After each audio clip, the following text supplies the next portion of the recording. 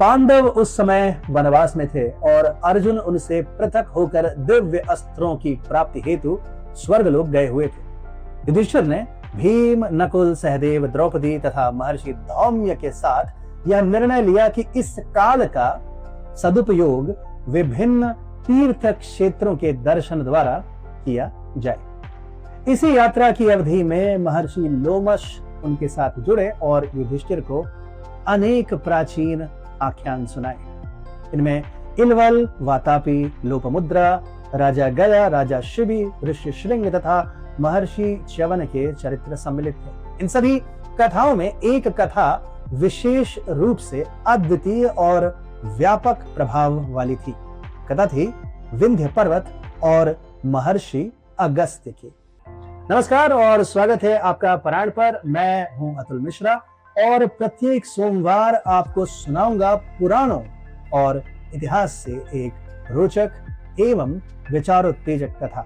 आइए आज की कथा प्रारंभ करते हैं। एक समय की बात है, विंध्य पर्वत के मन में ईर्ष्या उत्पन्न हुई।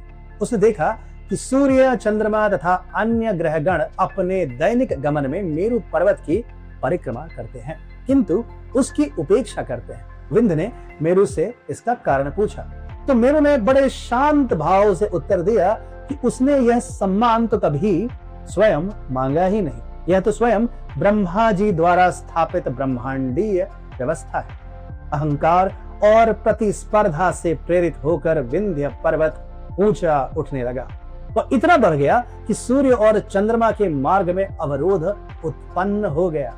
मेरु की सम्यक परिक्रमा बाधित होते ही काल चक्र असंतुलित हो गया। दिन अपनी उचित अवधि खो बैठे, ऋतुएं विकृत हो गई और संपूर्ण सृष्टि की कालगत व्यवस्था संकट में पड़ गई। देवराज इंद्र इस स्थिति से अत्यंत अप्रसन्न हुए। वे अन्य दिक्पालों के साथ विंध्य के पास पहुंचे और उसे अपने पूर्व स्वरूप में लौट आने का निर्देश दिया, किंतु विंध्य ने उनकी बात अनसुनी कर दी। इंद्र ने वज्र द्वारा पर्वत का विनाश करने का विचार किया, परंतु उससे पूर्व देव गुरु बृहस्पति से परामर्श करना उचित समझा। यहां एक क्षण का विराम। आप यह कथा पारायण के माध्यम से देख रहे हैं। ज्ञात हो कि पारायण विश्व का एकमात्र शास्त्र सम्मत ब्रांड है। हमारे सभी प्रोडक्ट शास्त्रीय प्रमाणों पर आधारित है। अब मेरे हाथों में जो आप देख रहे हैं वो भीमसेनी कपूर है। ये कृत्रिम कारखानों में बना हुआ कपूर नहीं है, बल्कि सिमन कैम्फोरा अर्थात कर्पूर वृक्ष से पारंपरिक विधि द्वारा आसवन से प्राप्त किया हुआ कपूर है। यह पूर्ण रूप से जलता है, कोई अवशेष नहीं छोड़ता और वातावरण को शुद्ध तथा सुगंधित करता है। यह देवताओं के लिए अति उत्तम है और मानव स्वास्थ्य के लिए तनिक भी हानिकारक नहीं है। इसका लिंक आपको नीचे मिलेगा। चलिए अब पुनः लौटते हैं कथा पर। देवगुरु बृहस्पति के निर्देश पर महर्षि अगस्त्य से सहायता की याचना की गई। अगस्त्य जो अपने तप, सामर्थ्य और असाधारण कृत्यों के लिए विख्यात थे, इस कार्य हेतु सहमत हो गए। महर्षि अगस्त्य विंध्य के पास पहुंचे और अत्यंत विनम्र किंतु अधिकार पूर्ण स्वर में उससे दक्षिण दिशा की यात्रा हेतु मार्ग देने का अनुरोध किया। विंध्य संकोच में पड़ा, पर वह भली भांति जानता था कि उस ऋषि की अवज्ञा करना उचित नहीं जिसने एक समय संपूर्ण समुद्र ही पी लिया था।